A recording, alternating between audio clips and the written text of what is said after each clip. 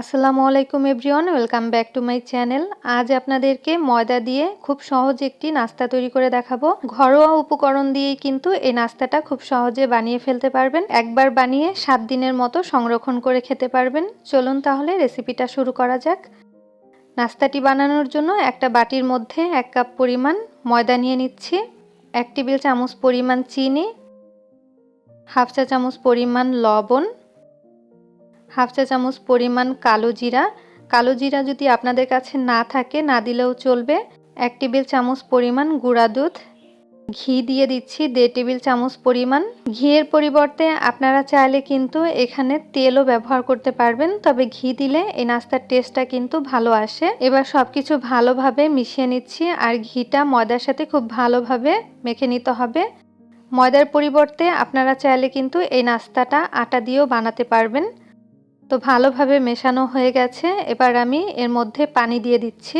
Normal পানি দিয়ে একটা ডো তৈরি করে নিব, আর এই ডোটা কিন্তু বেশি একটা নরম হবে না, একটু শক্ত করেই তৈরি করে নিতে হবে। যদি শক্ত করে তৈরি করেন তাহলে কিন্তু নাস্তাটা ভীষণ ক্রিস্পি হবে। এখন কিন্তু ময়দার ডোটা রেডি হয়ে গেছে। আমি এবার এটা রেস্টে রেখে দিব। তো একটা ঢাকনা দিয়ে ঢেকে প্রায় 10 থেকে 15 মিনিট রেস্টে রেখে দিব। 15 মিনিট পরে ঢাকনাটা তুলে নিচ্ছি, আর ময়দার ডোটা আর একটু ভালোভাবে ময়ান করে নিব। তো এখন এর থেকে লিচি কেটে নিচ্ছি। তো এখানে আমি 3টা বল তৈরি করে নিয়েছি। এবার একটা দিয়ে নাস্তাটি তৈরি করব, আর বাকিগুলো ঢেকে রেখে দিব যাতে করে ড্রাই না হয়ে যায়। আমি একটা রুটি বেলে নিব, সামান্য একটু ময়দা ছিটিয়ে দিলাম। এবার পাতলা সাইজের একটা বড় রুটি বেলে নিচ্ছি। তো রুটিটা বেলে নেওয়া হয়ে গেছে। রুটিটা কিন্তু ঠিক এরকম পাতলা করে বেলে নিতে হবে। এবার এই রুটিটা আমি ভাঁজ দিয়ে দিচ্ছি। কিভাবে করে আমি ভাঁজ করে নিচ্ছি আপনারা দেখে হয়তো বুঝতে পেরেছেন।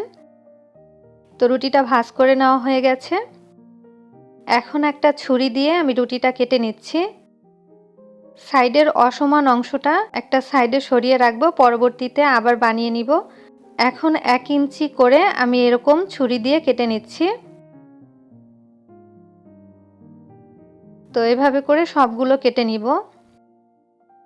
এবার এই নাস্তাটা দেখার সৌন্দর্যের জন্য আমি একটা ডিজাইন করে নিব। তো আমি এই জন্য এখানে একটা এরকম ডাইস নিয়েছি, আর এর সাথে এরকম চাপ দিলেই কিন্তু ডিজাইনটা হয়ে যাবে। তবে আপনাদের কাছে যদি এরকম ডিজাইন করার কিছু না থাকে তাহলে আপনারা বাসায় থাকা কাঁটা চামচ দিয়েও কিন্তু ডিজাইনটা খুব সহজে করে নিতে পারবেন। তো এভাবে করে আমি সবগুলো করে নিব। এই ডিজাইনটা করলে কিন্তু দেখতে ভালো লাগে, সেজন্য করেছি। আপনারা চাইলে কিন্তু না করলেও চলবে। তো সবগুলো বানানো হয়ে গেছে। এবার আমি এগুলো ভেজে নিব।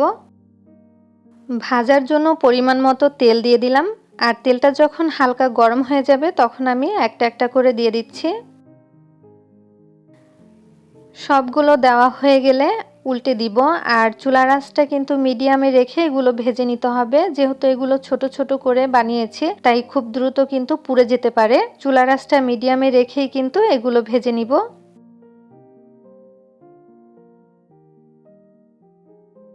সবগুলোই একটা একটা করে উল্টে দিচ্ছি।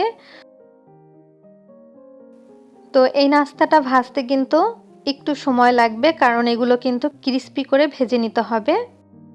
দেখুন এখন কিন্তু নাস্তাটার কালারটা অনেক চেঞ্জ হয়ে গেছে।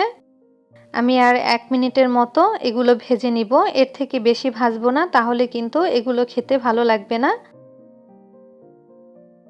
এগুলো সব ভাজা হয়ে গেছে। এবার আমি তেল ঝরিয়ে নাস্তাটা তুলে নিব। তুলে নেওয়ার পরে কিন্তু এই নাস্তার কালারটা কিন্তু আর একটু গাঢ় হবে।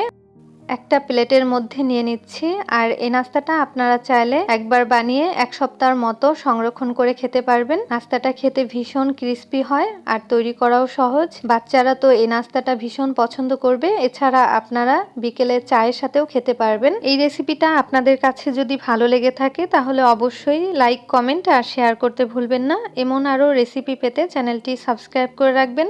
আজ এখানেই বিদায় নিচ্ছি। আল্লাহ হাফেজ।